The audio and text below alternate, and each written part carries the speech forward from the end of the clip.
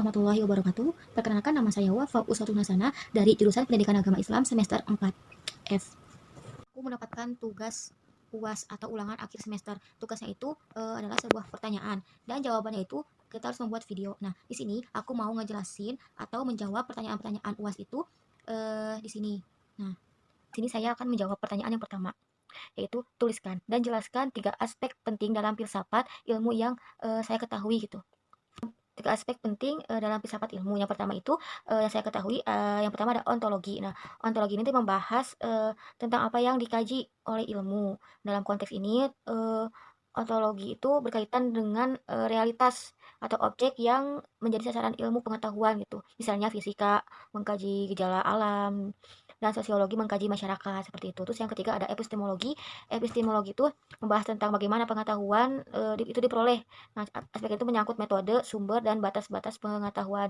Eh, Dalam ilmu pengetahuan modern, metode ilmiah ini tuh digunakan untuk memperoleh pengetahuan yang valid dan dapat diuji gitu. Yang ketiga ada aksiologi. Nah, aksiologi ini tuh berhubungan dengan untuk apa yang untuk ilmu pengetahuan yang digunakan gitu dan bagaimana ilmu tersebut berdampak bagi kehidupan manusia gitu.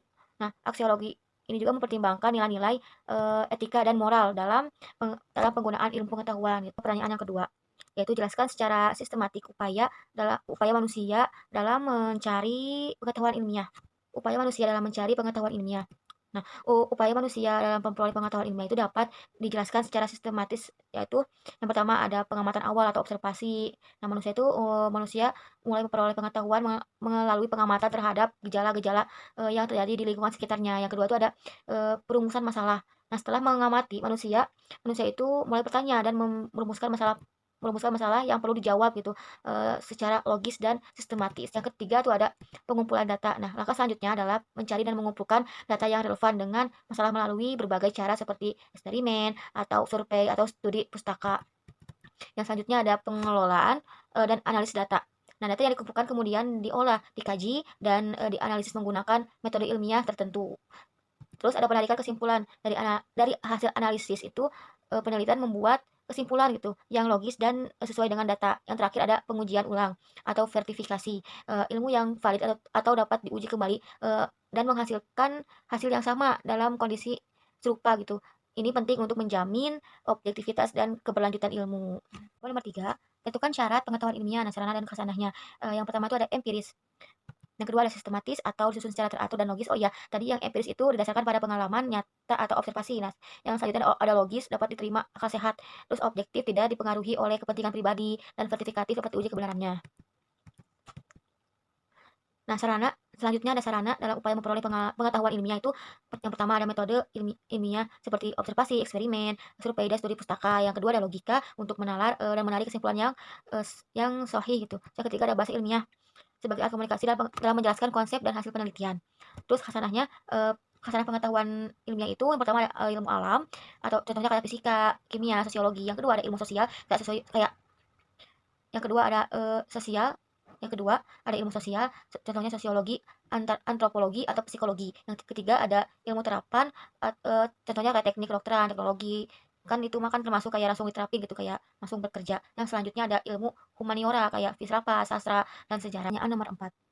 Menurut saudara, bagaimanakah sebaiknya ilmu dikembangkan? Apakah ilmu dikembangkan bebas ataukah ilmu dikembangkan terikat dengan nilai? Jawaban nomor 4. Tadi itu kan pengembangan ilmu ya, bebas nilai atau terkait dengan nilai gitu. Nah, menurut saya ilmu sebaiknya dikembangkan dengan terikat nilai, terutama nilai-nilai kemanusiaan dan etika. Nah, meskipun dalam tahap pengumpulan data, ilmu bersifat objektif dalam penerapannya, ilmu tak bisa lepas dari nilai-nilai sosial, moral dan agama.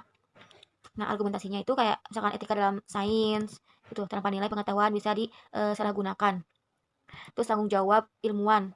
Ilmuwan itu harus mempertimbangkannya dampak sosial dan moral hasil temuannya. Terus yang terakhir ada ilmu untuk kemanusiaan. Nah, tujuan akhir ilmu ini adalah untuk kebaikan umat manusia, bukan sekedar kepuasan intelektual atau keuntungan materi gitu. Selanjutnya pertanyaan yang nomor 5, dari aspek metodologi, apa perbedaan pendekatan kuantitatif dengan kualitatif dan bagaimana kontribusinya terhadap pengembangan ilmu pengetahuan.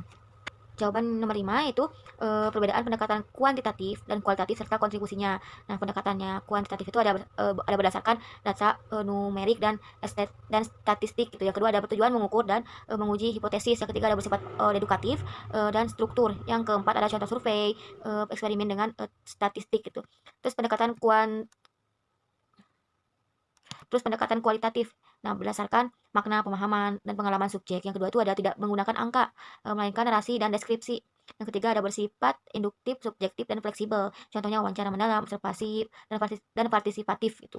Nah, apa sih kontribusinya terhadap ilmu pengetahuan? Yang pertama dari kuantitatif itu membantu menjelaskan fenomena dalam bentuk generalisasi dan prediksi. Yang kualitatif itu memperkaya ilmu dengan pemahaman konseptual yang mendalam dan detail dari suatu fenomena gitu. Nah, keduanya ini saling melengkapi dan saling digunakan bersamaan dalam penelitian mixed metode untuk hasil yang lebih komprehensif gitu.